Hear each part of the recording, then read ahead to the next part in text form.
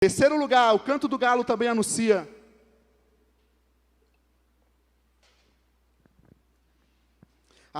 que não somos tão fortes quanto imaginamos. Versículo 33 ao 35.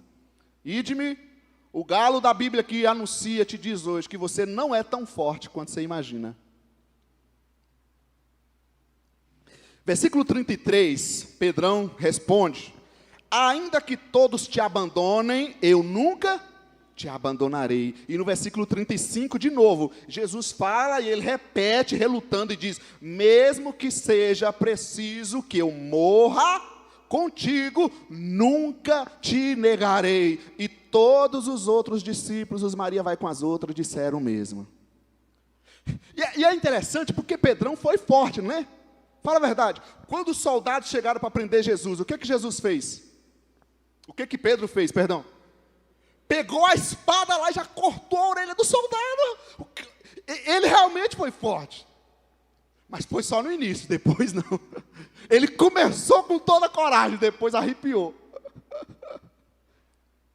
Outra coisa interessante de Pedro é que ele viu que todos os outros podiam negar Jesus. Ele falou: olha, ainda que todos te abandonem, eu não vou te abandonar. E outro detalhe aqui em Pedro: ele não enxergou as suas próprias fragilidades. Ele viu que o outro poderia negar, mas a sua própria fragilidade não. Só que o canto do galo anuncia que eu, você, nós não somos tão fortes quanto imaginamos. É igual aquela imagem que a gente olha assim, para de ficar olhando o cisco no olho do outro e olha para a trave que está no seu. Áreas que não são trabalhadas nas nossas vidas são essas áreas vulneráveis, são esses pontos vulneráveis. Situações que nós não enfrentamos, que nós não trabalhamos, se tornarão grandes vilões na nossa vida. Tudo aquilo que você não gostar de conversar, de trabalhar, de mexer, tenha grande cuidado, porque isso vai ser um grande vilão na sua vida. E foi isso que aconteceu com Pedro. Ele caiu na insensatez de não reconhecer as suas próprias limitações e no orgulho de não buscar ajuda. Tem alguém aqui diferente? Quem nunca cai nessa insensatez de não olhar para as suas próprias limitações e o pior, no orgulho de não buscar ajuda?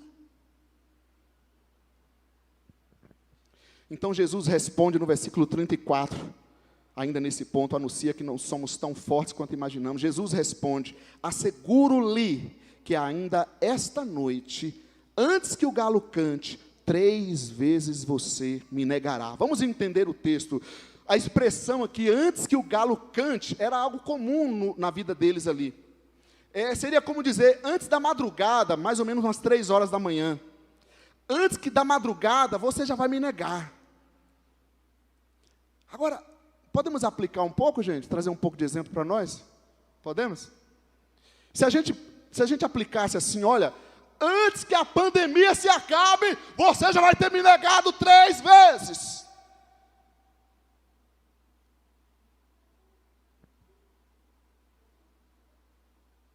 Bastou a pandemia começar para eu dizer assim, fechou a igreja, aleluia, não preciso mais de uma igreja.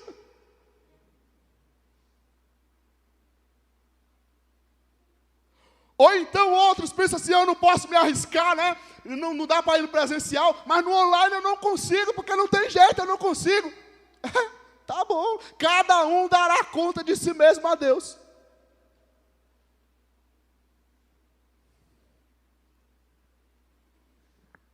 Antes que o galo cante, antes da madrugada, alguma coisa vai acontecer.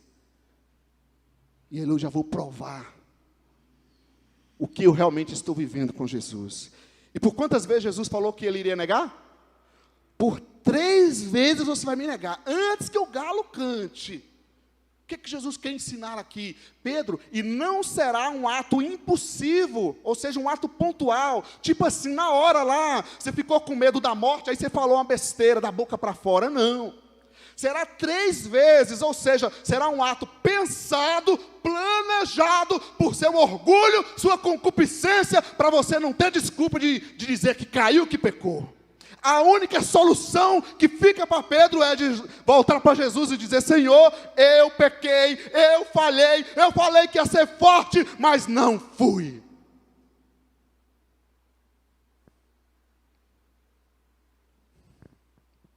Porque a gente tem um negócio terrível, chamado orgulho, que desde o início começou lá em Lúcifer, querendo ser melhor que Deus. E mesmo que a gente erra, quando a gente não erra, a gente já está se achando bom. Mas mesmo que a gente erre, a gente ainda quer mudar o negócio, dizer que não foi bem assim.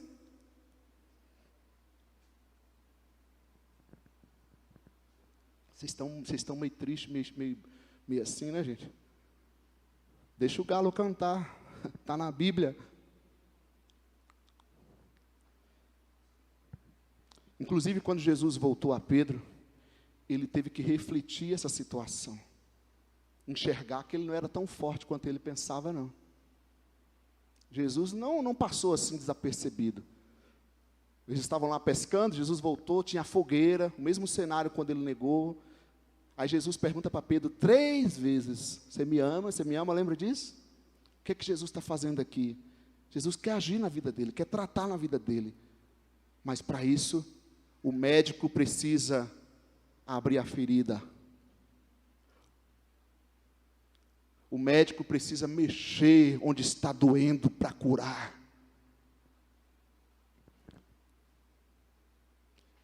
Estão aí comigo, amém? Estamos quase acabando. 1 Coríntios, capítulo 10, versículo 12 a 14, é um outro alerta que a gente vê no outro texto bíblico, só para a gente comparar, e lá diz o seguinte: assim, aquele que julga estar firme ou em pé, cuide-se para que não caia. Não sobreveio a vocês tentação que não fosse comum aos homens, e Deus é fiel. Ele não permitirá que vocês sejam tentados além do que podem suportar. Ou seja, que o problema não está na tentação, que o problema está na disposição de obediência de cada um de nós. Mas, quando forem tentados, Ele lhes providenciará um escape para que o possam suportar. Por isso, meus amados irmãos, fujam da idolatria, que era um dos problemas que estava acontecendo com eles aqui. Galo pode cantar mais um pouco? Ou vamos parar essa música? Hein, gente? O Galo já anunciou a fraqueza da nossa fé, já anunciou áreas vulneráveis na nossa vida, não é isso? E agora ele está dizendo que você não é tão forte quanto você pensa. Você não é tão bom quanto você pensa.